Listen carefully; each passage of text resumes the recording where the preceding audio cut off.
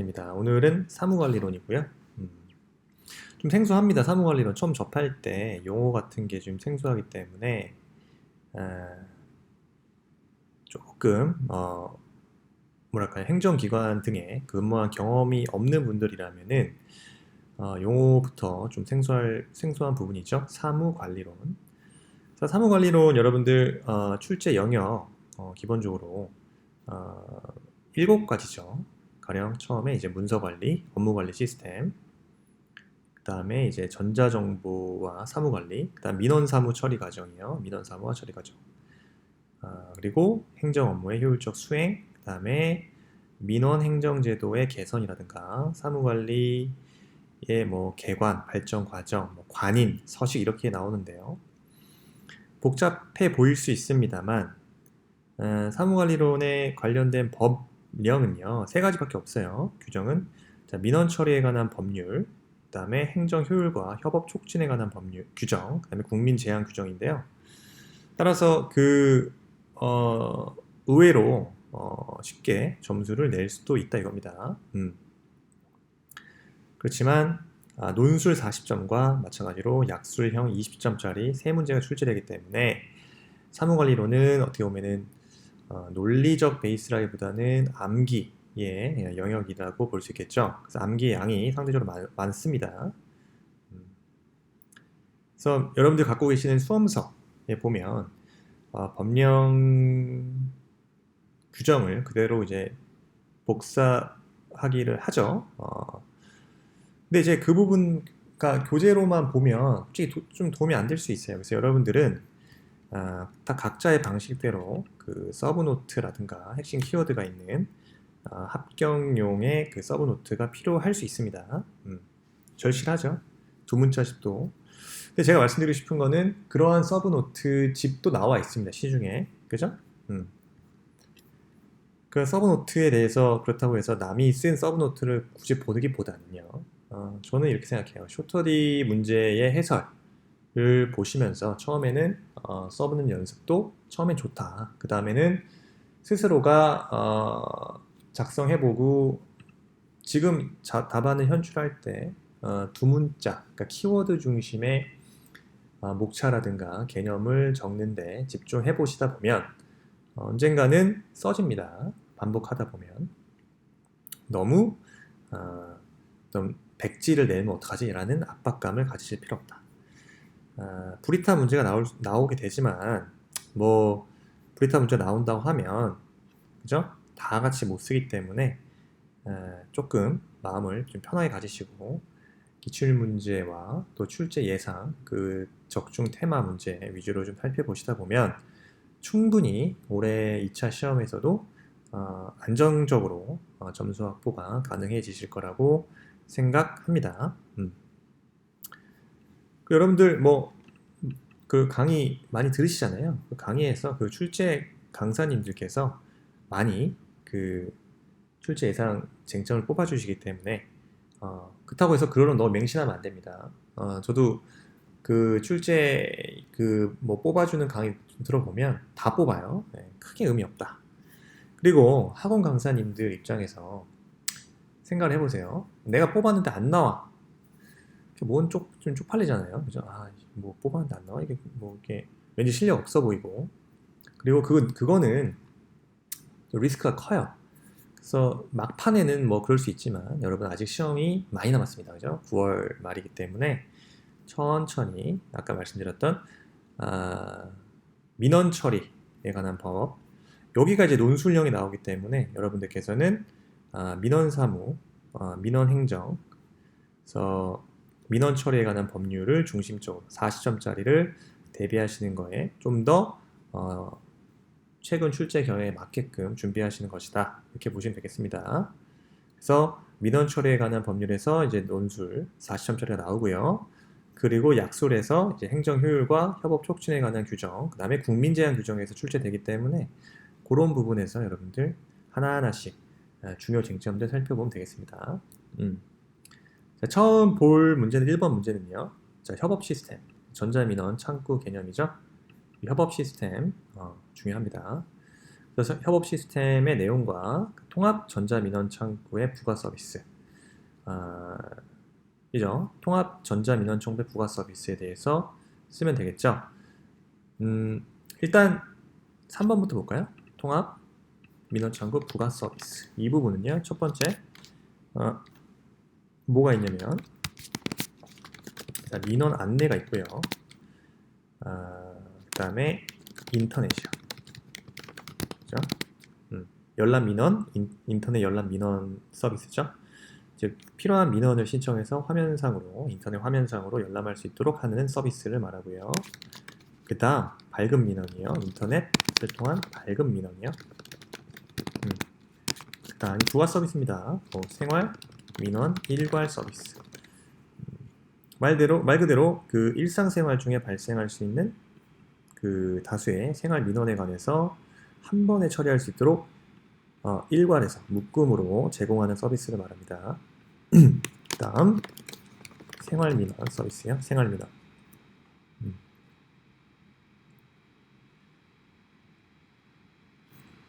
생활 민원 일괄 서비스. 생활 민원 서비스. 그 다음 자 어디서나 민원. 어디서나 민원. 이게 뭐죠? 마찬가지로 어디서나 민원이란 것은 인터넷이나 방문, 전화 접수 등 자, 다양한 민원 접수 방법을 통해서 민원을 신청하고 가까운 공공기관을 방문해서 편리하게 민원 처리할 수 있는 서비스를 말합니다. 대학교 졸업증명서 발급하는 문제 등등이죠. 그래서 이게 부가 서비스예요. 근데 이제 중요한 거는 1번이죠. 1번과 2번입니다. 협업 시스템과 그 민원24, 그 통합 전자민원 창구의 개념. 일단 협업 시스템이라는 건요. 여러분 기관 간 업무 협조를 원활하게 수행할 수 있도록 정보를 공유하고 협의하는 전자적 지원하는 행정정보 시스템이다 을 말합니다. 협업 시스템이란. 그래서 어쨌든 기관 간의 업무 협조를 원활하게 수행할 수 있도록 한다. 그 방법은 정보 공유, 협의 등을 전자적으로 지원하는 행정정보 시스템이다. 따라서 출장 없이도 그죠? 언제 어디서나 업무 관계자들 간에서 그 사이버 공간에서 모두 토론이나 협의, 회의, 조정, 의사결정 등 업무를 공동으로 진행한다는 거죠. 그래서 그 결과와 처리 과정상의 정보를 저장할 수 있고 공유할 수 있고 활용할 수 있도록 지원하는 시스템을 협업 시스템이라고 합니다. 민원24, 즉 통합 민원 창구라는 개념은요. 국민 누구나, 그죠? 국민 누구나 행정기관에 방문하지 않고도 집, 사무실 등에서 어디에서든 어디서나 24시간 365일입니다. 365일 인터넷으로 필요한 민원을 안내받고 신청할 수 있다. 그 다음에 발급할 수 있고 열람할 수 있다. 있는 서비스를 민원24 통합전자민원 창구라고 합니다. 그러면 협업 시스템의 핵심 기능별 주요 서비스죠. 주요 서비스 내용을 보면요. 첫 번째가 업무방이 있습니다. 그래서 업무방, 즉 전자문서나 협조 요청할 수 있는 내용을 담고 있죠. 그래서 전자문서 및 메모 보고요. 회의 작성과 일괄 조회 가능합니다. 다음 협조 요청을 받은 자는 업무 협조 상세 보기를 통해서 내용을 확인하고 처리 결과를 작성해서 등록함으로써 자료를 제출하면 되고요. 제출된 자료는 자동으로 자료실 내에 저장이 됩니다.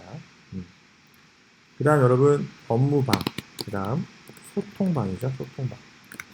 영상회의나 메신저 등의 기능이 있죠.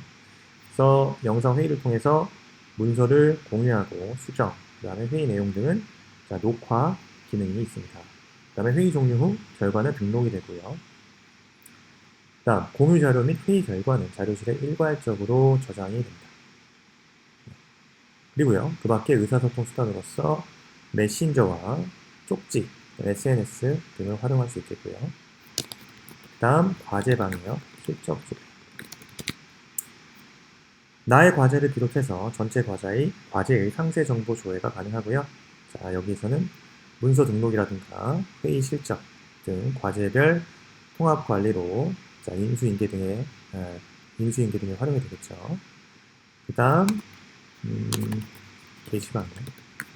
이건 당연히 공지와 토론 자료실 기능이 있습니다. 그래서 공지사항이라든가 토론 안건, 자료 등을 편리하게 공유할 수 있겠죠. 그 다음에 이 게시방은 정보 보안을 위해서 작성, 조회 등 사용자별로 권한을 설정할 수 있습니다. 네이버 카페 같이요. 자, 이 정도 적으면 되겠습니다. 그래서 국정 추진 기반인 정부 3.0 협업 시스템 중요하고요. 통합 전자민원 창구의 부가 서비스까지 기출된 내용이고요. 다음 문제 보겠습니다. 기한문. 여러분, 기한문에 있어서 검토와 결제에 관해 서술하시오. 4시험들에 나왔네요. 쓸말이 많다 이겁니다. 일단 핵심은 자, 검토란 뭡니까? 보조기관이나 보좌기관이 그 소속 공무원이 기한한 내용을 분석하고 점검해서 동의 여부를 결정하는 것을 말하죠. 검토, 이 개념 쓸 때 대상은 주체는 보조기관 또는 보좌기관이요. 자, 그 소속 공무원이 기한한 내용을 분석하고 점검하여 동의 여부를 결정하는 것을 검토라고 하죠. 검토자의 검토 사항은 뭐가 있습니까? 형식적인 측면과 내용적 측면을 함께 살핀다는 거죠. 그러면 형식적으로 일단 여러분 상식적으로 생각하세요. 형식적인 검토 사항이기 때문에 자, 소관 사항 이미 맞는지 소관 사항이 맞는지 여부 그다음 업무 절차에 잘못은 없는지 보겠죠. 그다음 법령의 형식 요건을 구비하고 있는지 볼 것이고요. 그 다음 결재권자의 표시가 적정한지 협조 부서의 합의를 거쳤는지 그 다음 수신자나 발신자 등의 표시에 착오는 없었는지 등을 검토하고요. 형식적 검토사항. 내용적으로는요. 일단 법률적 검토를 합니다. 법률적 검토. 말 그대로 허가나 인가, 승인의 경우 법정 요건을 갖추고 있는지 보겠고요. 그 다음 의결기관의 의결사항은 아닌지 보겠죠. 그 다음에 법정 경유기간을 거쳤는가 볼 것이고요. 기한, 조건 등의 법정 요건이 있다면 충족하고 있는지 그 다음 시효는 지났는지 시효와의 관계는 어떤지 등등 또 법령이나 예규, 지시 등에 위배되는 사항인지 여부를 검토할 거고요. 그다음 행정적 검토요. 행정적 검토라는 것은 아무래도 공공복지와 관련되겠죠. 그래서 공공복지와 관계는 어떠한지, 그다음에 재량의 범위, 그다음에 여론에 대한 어떤 영향을 미칠지, 그다음에 관례라든가 선례는 어떻게 구성되어 있는지, 그다음에 처리 절차나 처리 등이 지연되고 있지 아니하였는지, 그다음에 경과 조치가 필요한지, 필요한 사항이 빠졌는지 검토를 하게 됩니다. 다음 경제적인 검토인데요. 당연히 예산상의 그 검토 조치가 필요한 것인지, 그 다음에 과다한 경비 투입을 요하는 사항인지, 그 다음에 경비를 보다 절약할 수 있는 또 다른 대안은 없는가에 대해서 검토를 하겠습니다. 그래서 경제적 검토까지 이루어지고요. 그 다음 결제로 넘어가세요. 결제의 의의 보겠습니다. 결제란 여러분 서명하는 거죠? 서명하는 것이다. 이렇게 쓰면 안 됩니다. 일단 핵심은 누가? 주체. 그죠? 그럼 해당 사안에 대해서 행정기관의 의사를 결정할 권한이 있는 자가 뭐 하는 겁니까? 그 의사를 결정하는 행위를 결제를 한다. 있어 보이죠? 자, 해당 사안에 대해서 행정기관의 의사를 결정할 권한이 있는 자가 그 의사를 결정하는 행위를 말합니다. 따라서 기관장이죠. 기관의 장이나 결재권을 뭐 기관장으로부터 위임받은 자 이렇게 되겠죠? 행정기관 의사를 결정할 수 있는 자, 권한 있는 자라 하면요. 그래서 그 기관의 장 등이 행정기관의 의사를 결정하기 위한 과정에서 각급 보조기관이나 보좌기관의 서명을 받는 검토와 협조, 검토와 협조의 협조는 결제 개념에 해당이 되진 않습니다. 이건 기억하셔야 돼요. 그래서 검토와 협조는 여러분 결제의 개념에 해당되지 않습니다. 그죠?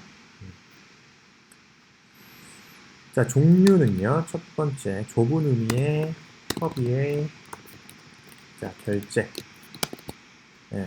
가 있습니다. 그 다음 전결이 있고요. 그 다음 대결이 있겠죠? 그러니까 좁은 의미의 결제라 하면요. 주로 행정기관장, 즉 행정기관의 의사를 결정할 권한을 가진 자가 직접 그 의사를 결정하는 행위를 좁은 의미의 결제라고 합니다. 따라서 문서는요, 해당 행정기관의 장의 결제를 받아야 하고요. 보조기관의 명의로 발신하는 문서는 보조기관의 결제를 받아야만 합니다. 그래서 어쨌든 핵심은 행정기관의 의사를 결정할 권한을 가진 자가 직접 그 의사를 결정하는 행위를 좁은 의미의 결제라 한다. 네, 그렇고요. 전결이 뭡니까? 전결이란 행정기관의 장으로부터 업무의 내용에 따라 결제권자의 위임받은 자가 행하는 결제를 말합니다. 다시 행정기관의 장으로부터 업무의 내용에 따라 결제권자의 위임을 받은 자가 행하는 결제를 말합니다. 대표적으로 보조기관이나 보좌기관, 다음 업무 담당 공무원 등을 말하겠죠. 위임받은 자라 하면 대결은 뭘까요? 대결. 대신한다는 뜻이죠. 대할 때, 그죠? 그 결제권자가 휴가나 출장, 그 밖의 사유로 결제할 수 없을 때, 그 직무를 대리하는 자가 행하는 결제를 대결이라고 합니다. 대결. 대통령이 탄핵됐어. 그러면 국무총리가 대결할 수 있겠죠? 어쨌든 종류 같고요. 결제. 그 다음 효과 보겠습니다. 효과. 일단 결제권자가 해당 문서에 서명하는 방식이죠. 서명 방식으로 결제를 하면 효력이 발생하는데요. 그러면 결제함으로써 서명 방식으로 결제함으로써 문서가 성립되죠. 문서가 성립됩니다. 따라서 결제는 문서가 성립하기 위한 무슨 요건이 들어간다? 최종적, 그 다음에 절대적 요건이다. 이렇게 말하죠. 문서가 성립하기 위한 최종적이며 절대적 요건이다. 이렇게 말합니다. 자, 결제 표시요. 결제 표시라는 것은 협의의 결제에 있어서 즉 행정기관의 장이 결제하는 경우, 그러니까 기관장의 직위란에 간략히 표시하고 서명합니다. 직위를 표시해서 서명을 하면 되고요. 다음 플러스 뭘 한다? 결제권자 서명 날에는 서명 날짜를 표시하자. 서명 날짜를 표시합니다. 전결의 경우에는요. 정결하는 사람의 서명란에 전결 표시를 한 후 서명을 합니다. 그죠? 서명하지 않는 사람의 결제란은 당연히 설치하면 안 되겠죠. 그 다음, 여러분, 대결의 경우. 위임 정결 사항이 아닌 사항을 대결하는 경우에는 어떻습니까? 이렇게 대결, 이렇게만 표시하면 돼요. 즉, 위임 정결 사항이 아닌 사항을 대결하는 경우에는 대결하는 사람의 서명란에 대결 표시를 하고요. 당연히 서명하지 않는 사람의 결제란 설치하면 안 되겠죠. 만약에 위임 정결 사항이다. 위임 정결사항인 경우 이때는 자 정결권자의 서명란에 자 그러니까 정결 표시를 하고요. 대결하는 사람의 서명란에 대결 표시를 하고 정결 표시를 하지 않거나 서명을 하지 않는 사람의 결제란은 자 설치하면 안 되죠. 위임 정결사인 경우 자 정결권자의 서명란에는 정결 표시를 그 다음에 대결하는 사람의 서명란에는 대결이라고 표시합니다. 그렇죠?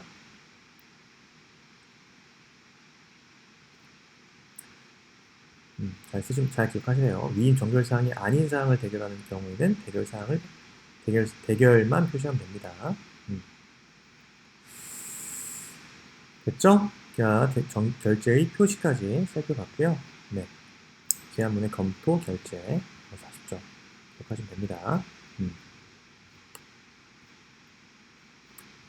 자, 그 다음 너무 중요한 쟁점 그죠? 고충민원 개념이요. 처리 절차 이것도 뭐 기출됐던 문제입니다. 그죠? 기출됐던 문제. 그래서 고충민원 어떻게 쓸지 일단 개념부터 살펴보시면 좋겠습니다. 한번 한 10초 정도 한번 생각해 보세요. 고충민원이 뭔지. 일단 고충민원 처리에 있어서 여러분 자 제가 잠깐 생각을 했었는데 이 문제가요. 여러분 생각해보니까 작년 기출문제예요. 그래서 2020년 제8회 기출문제입니다. 지금 어쩐지 뭐가 익숙했어. 올해 나올까요? 올해는 안 나오겠네. 고충 처리는. 그렇지만 정리를 해놔야 된다. 그죠? 이게 지금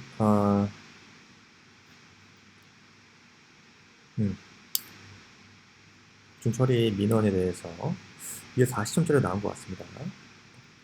자, 개념 볼게요. 일단 고충 민원이란 게 뭐죠? 고충 민원이란 여러분 민원 자체가 고충을 주는 겁니다. 그죠? 네, 국민에게 불편이나 부담을 주는 사항에 관한 민원을 말하는 거예요. 근데 조금 더 있어 보이게 써야겠죠? 조금만 더 쓸게요. 그래서 자, 행정기관의 위법, 자, 부당하거나 혹은 소극적인 처분이요.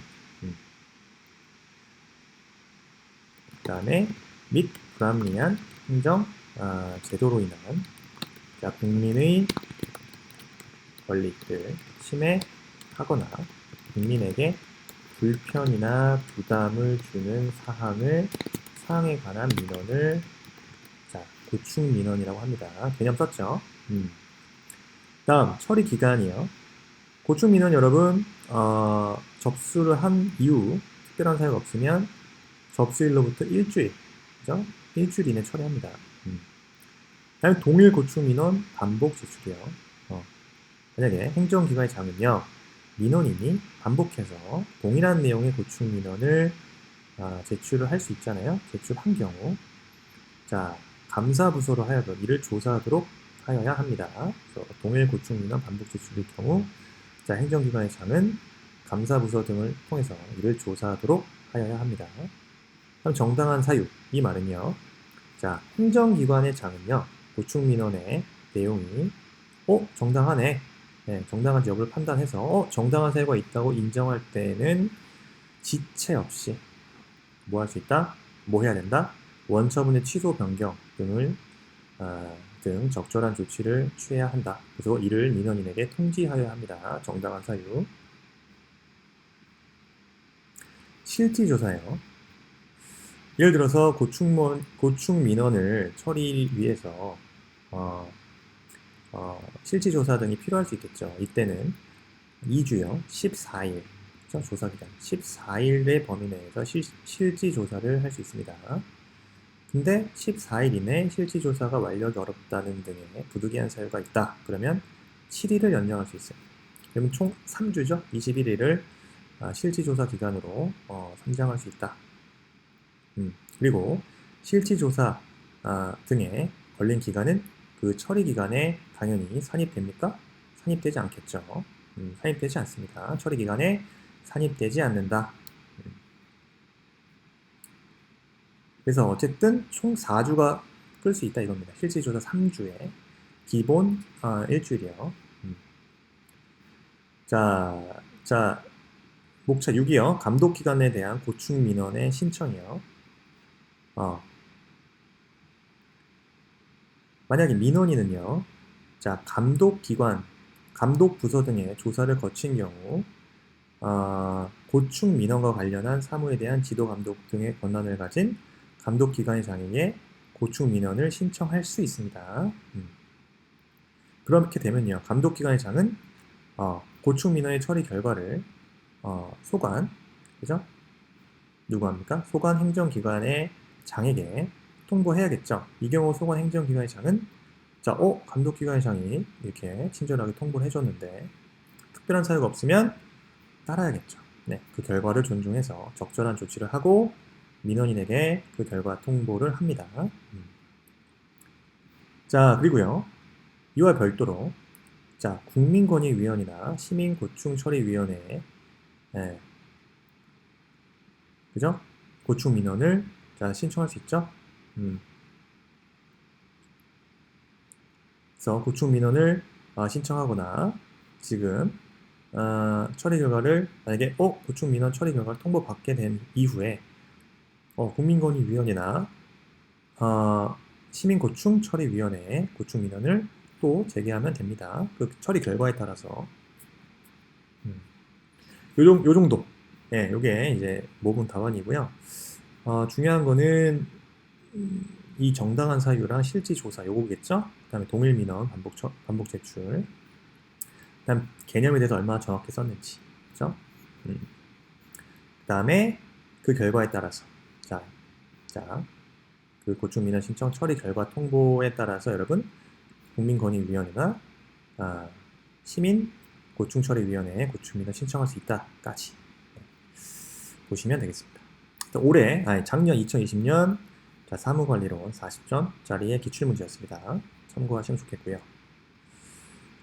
관인에 대해서 약수를 하시오. 2013년도에 유사하게 나왔던 기출문제입니다. 여러분, 관인이라는 것은 여러분 인장을 말하죠. 정부기관에서 공식 문서에 사용하는 인장을 관인이라고 합니다.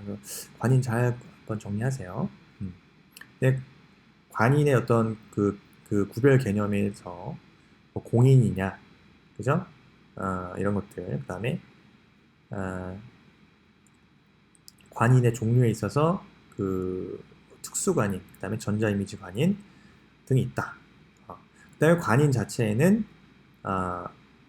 그 청인과 그 합의제 기관에 사용되는 청인과 합의제 기관 장으로서 사무를 처리하는 경우 합의제 기관의 장이나 정부조직법에 따라 위임받은 사무를 행정기관으로 처리하는 보조기관에 사용하는 독인이 있다. 직인이 있다. 그래서 청인과 직인으로 그 관인의 종류에서 청인과 직인이 있다. 이렇게 구별하시면 되고 그 다음 전자이미지 관인이요. 요새는 다 전자이미지 관인을 쓰겠죠? 그래서 컴퓨터 등 정보처리 능력을 가진 장치에 전자이미지 형태로서 사용하는 전자이미지 관인이 있다.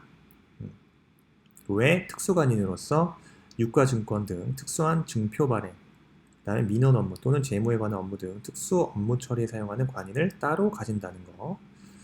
그래서 관인 잘 한번 준비하시면 정리를 그래도 해놓으셔야 될 것 같고요. 업무 편람, 행정기관은 업무 편람 작성 활용하죠.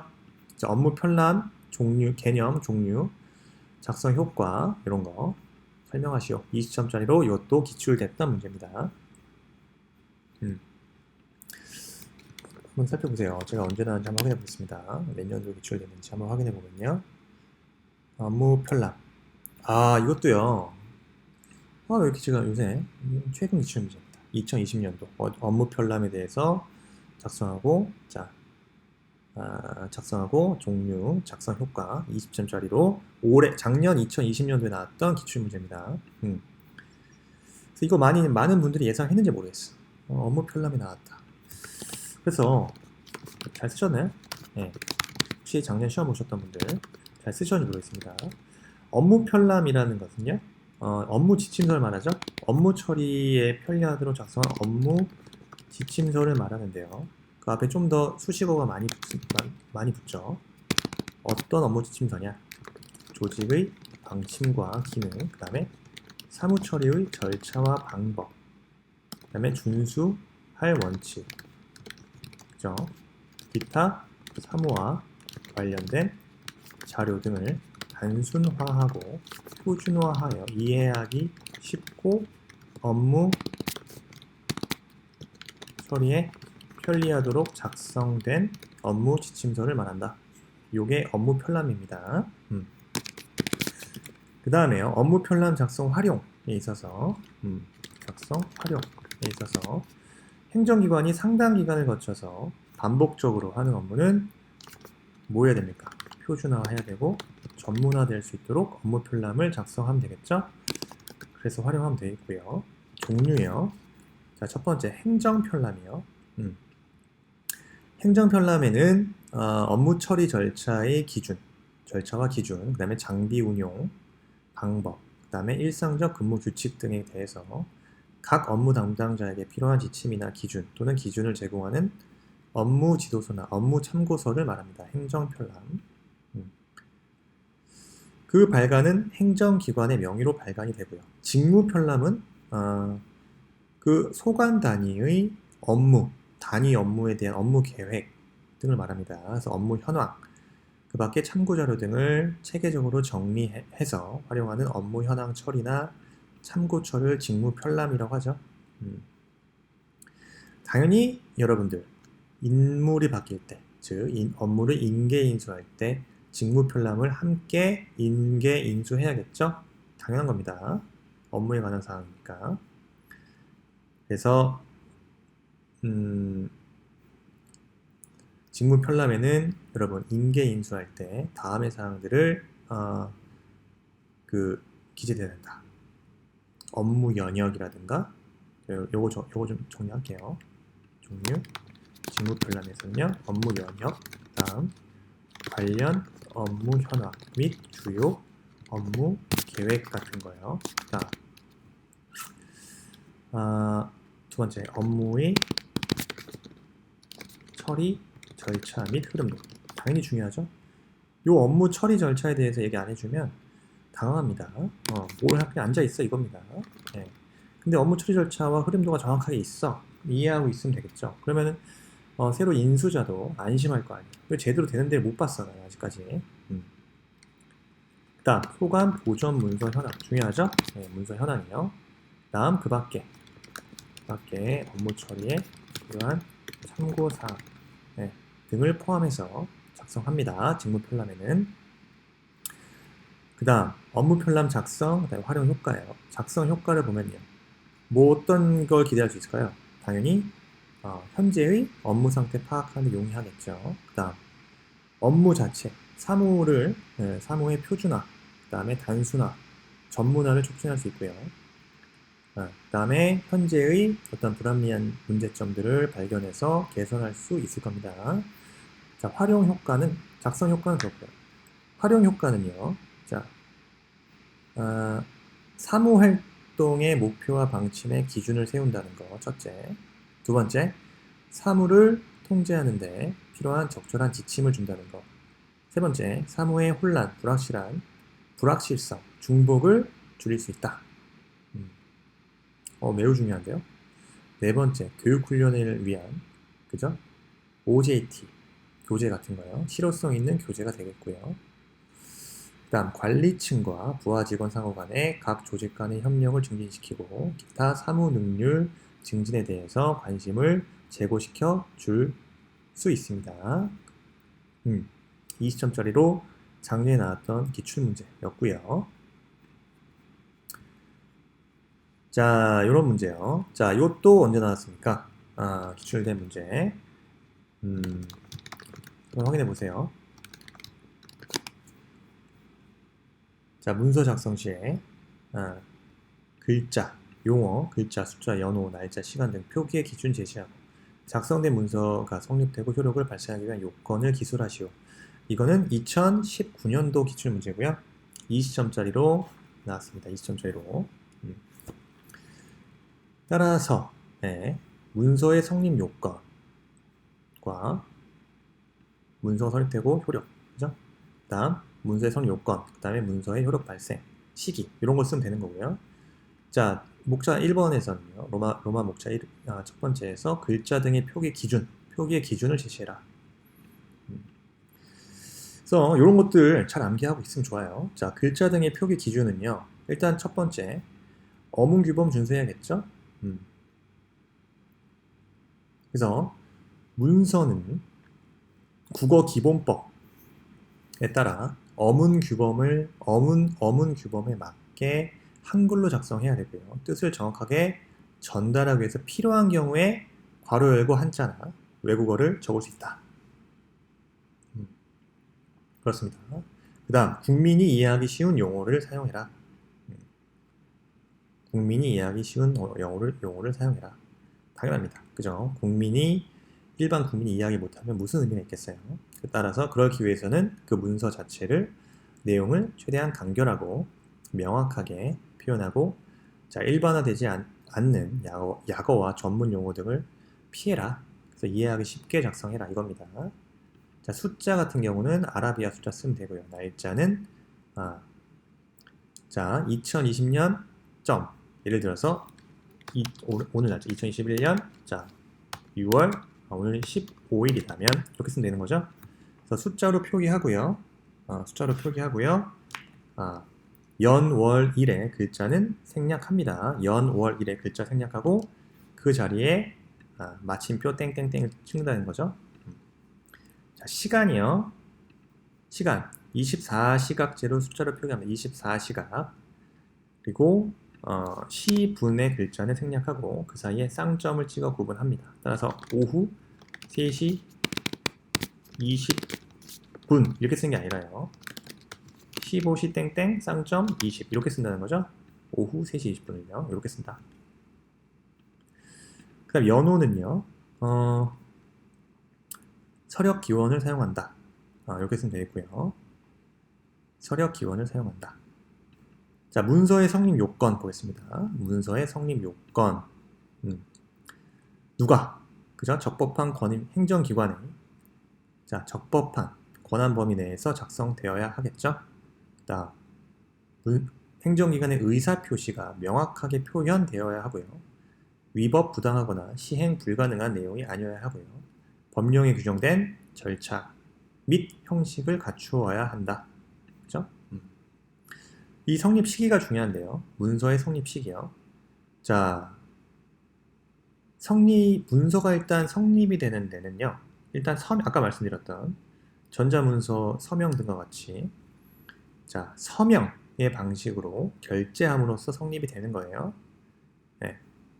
즉, 다시 문서는 결제함으로써, 자, 서명의 방식으로 결제함으로써 문서가 성립한다. 그죠? 즉, 결제는 최종적인 방식입니다. 문서 성립에 있어서 최종적인 방식이고요. 즉, 결제로서 이루어지는 거예요. 이때 결제할 수 있는 결제권자라는 함은 행정기관의 장을 말하죠. 혹은 행정기관의 장으로부터 결제권을 위임받은 자 및 대결하는 자를 말을 합니다. 그러면 효력 발생 시기요. 일반 원칙 뭡니까? 자, 도달주의 원칙이죠. 자, 그래서 행정 효율과 협업 촉진에 관한 규정은 문서가 수신자에게 도달됨으로써 효력이 발생한다고 규정되어 있습니다. 다만 전자문서의 경우는 수신자가 관리하거나 지정한 전자적 시스템 등에 입력되는 것으로서 효력이 발생된다고 보고 있습니다. 즉, 어쨌든 도달주의가 원칙이다. 자, 효력 발생은요. 고시, 공고 등 공고문서는요.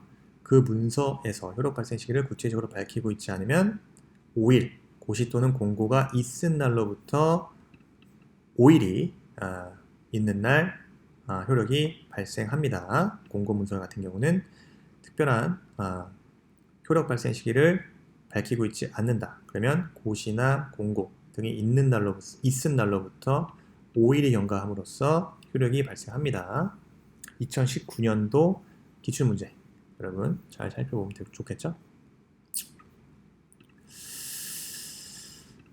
자, 이것도 언제 나왔냐면요. 전자이미지 관이. 이것도 2019년도 기출문제입니다. 한번 보시면 돼요. 행정효율과 협업 촉진에 관한 규정 명시되어 있는 거. 개념 나왔다 이거죠? 전자이미지 관인에 대해서, 그 다음에 행정정보 시스템에 대해서, 문서과 서명에 대한 개념을 써라. 개념을 중시한 문제 기출이었습니다. 여러분들 뭐 문서과, 여러분 문서과가 뭐지? 약간 추상적일 수 있어요. 근데 문서과는요, 행정기관 내에서 공문서를 분류, 배부, 보존하는 업무를 수행한다. 이거 기억하셔야 돼요. 행정기관 내에 공문서를 분류, 배부, 보존하는 업무를 수행하는 부서를 말하고요. 혹은 수신, 발신하는 업무를 지원하는 등 문서에 관한 업무를 주관하는 과나 담당관을 문서과 이렇게 이야기합니다. 문서과. 반면에 문서과 나오면 항상 붙어있는 게 처리과죠. 처리과. 처리과는 문서과랑 좀 달라요. 문서과는 한 줄로 표현, 딱 한마디로 얘기해서, 자, 문서 등에 관한 업무를 주관하는 과, 이렇게 쓰면 돼요. 그래서 그 과정에서 공문서를 분류, 배부하거나 보존하는 업무를 수행하고, 자, 수신, 발신하는 업무를 지원한다. 처리과는 뭐다? 업무 처리를 주관하는 과예요. 업무 처리를. 업무 처리. 전반적인 업무 처리를 주관하는 과나 담당관을 처리과라고 해요. 그래서 요거 잘 기억하셔야 되고, 서명이에요. 서명. 맨날 나왔죠. 기한자, 검토자, 협조자, 결재권자, 또는 자, 발신명의 공문서의 자필로 자기의 서명을 다른 사람이 알아볼 수 있도록, 자, 핵심은 한글로 표시하는 거죠. 한글로 표시하는 것을 말합니다. 서명, 한글로. 행정정보 시스템 나왔고요. 행정정보 시스템이란 것은 여러분 그 행정기관의 행정정보를 생산, 수집, 가공, 저장, 검색, 제공, 송신, 수신하고 활용할 수 있도록 뭐 데이터베이스나 소프트웨어 등을 통합한 시스템을 말하는 게 행정정보 시스템이죠. 행정정보 시스템. 다시 정의하면요. 자, 행정기관이 행정정보를 생산하거나 수집, 가공, 저장, 검색, 그 다음에 제공, 송신, 수신하고 활용할 수 있도록 하드웨어나 소프트웨어, 그 다음에 데이터베이스 등을 통합한 시스템. 그러면 행정정보 시스템 나왔는데 우리가 또 알아야 될 시스템 뭐가 있죠? 업무관리 시스템이 있죠. 업무관리 시스템. 업무관리 시스템이라는 것은, 자, 행정기관이 업무 처리의 모든 과정을 두 가지 카드요. 과제관리 카드 및 문서관리 카드 등을 이용해서, 자, 전자적으로 관리하는 시스템을 업무관리 시스템이다. 요거 구별하고 계셔야겠죠? 행정정보 시스템과 업무관리 시스템이요. 그 다음, 전자이미지관인, 당연히 관인의 입력을, 자, 아까 뭐라 그랬죠? 컴퓨터 등의 정보 처리 능력을 가진 장치에 전자적 이미지 형태를 입력하여 사용하는 관인을 전자적 이미지라고 한다. 그렇죠? 그렇습니다. 그 다음에 행정정보 시스템, 업무관리 시스템. 또 중요한 쟁점 중에 하나가, 개념 중에 하나가 전자문서 시스템이라는 게 있죠. 전자문서 시스템이라는 것은 문서의 어떤 처리 과정, 즉 문서의 기한, 검토, 협조, 결제, 등록, 시행, 분류, 편철, 보관, 보존, 이관, 접수, 배부, 공람, 검색, 활용, 문서의 처리 과정이죠. 문서 기한, 검토, 협조, 결제, 등록, 시행, 분류, 편철, 보관, 보존, 이관, 접수, 배부, 공람, 검색, 활용 등, 그렇죠? 모든 처리 절차가, 자, 전자적으로 처리되는 시스템을 전자문서 시스템입니다. 그래서 처리 절차 이런 것들 많이 써주면 더 써줄수록 좋다 이겁니다. 기한, 검토, 협조, 결제, 등록, 그다음 시행 이 정도까지는 써줘야겠죠? 등 이렇게 쓰면 됩니다. 나머지 기억 안 나면. 내 분류, 편철, 보관, 보존, 유관, 접수, 배부, 공람, 검색, 활용 등 모든 문서 처리 절차가 전자적으로 처리되는 시스템을 전자문서 시스템이다. 이 정도 보시면 되겠습니다. 또 여러분들 알아두면 좋은 개념 중에 하나가 뭐가 있을까요? 정책실명제. 정책실명제의 그 실익은 바로 정책의 투명성과 책임성 제고에 있죠. 그래서 높이기 위해서 행정기관에서 소관 업무와 관련해서 수립, 시행하는 주요 정책의 결정 및 집행 과정에 참여하는 관련자 실명과 의견을 기록하고 그다음에 관리하는 제도를 정책 실명제라고 합니다. 그렇죠? 그래서 목적은 정책의 투명성과 책임성을 제고하기 위한 것이고요. 이를 위해서 행정기관에서 소관 업무와 관련해서 수립 시행하는 주요 정책의 결정 집행 과정에 참여하는 관련자 실명과 의견을 기록 관리하는 제도를 정책 실명제라고 합니다. 오케이. 그래서 오늘 사무관리론 또 중요한 쟁점들 많이 살펴봤습니다. 그래서 개념까지요. 2019년도에 사무관리론 특징이 이제 개념 문제가 많이 나왔다. 그렇죠. 그리고 2020년도 2020년, 2019년도 문제에서 업무 편람도 나왔었고 그 다음에 고충 민원이 40점짜리도 나왔었다. 이제 2021년도에는 뭐가 나올지는 우리 조금씩 공부 기초적으로 하다가 막판에 가서 여러분들한테 이건 나온다. 그 근거는 과거에도 나왔었고 최근 한 2, 3년 정도는 안 나왔었다. 올해 나오겠다. 이런 것들이 일단 최우선 쟁점이 되겠죠. 그런 것들 순으로 집중적으로 테마별로 다뤄보는 시간을 갖도록 하겠습니다. 아무쪼록 오늘 수업은 여기까지 하고요. 다음 강의 시간에 또 뵙겠습니다. 수고 많으셨습니다. 감사합니다.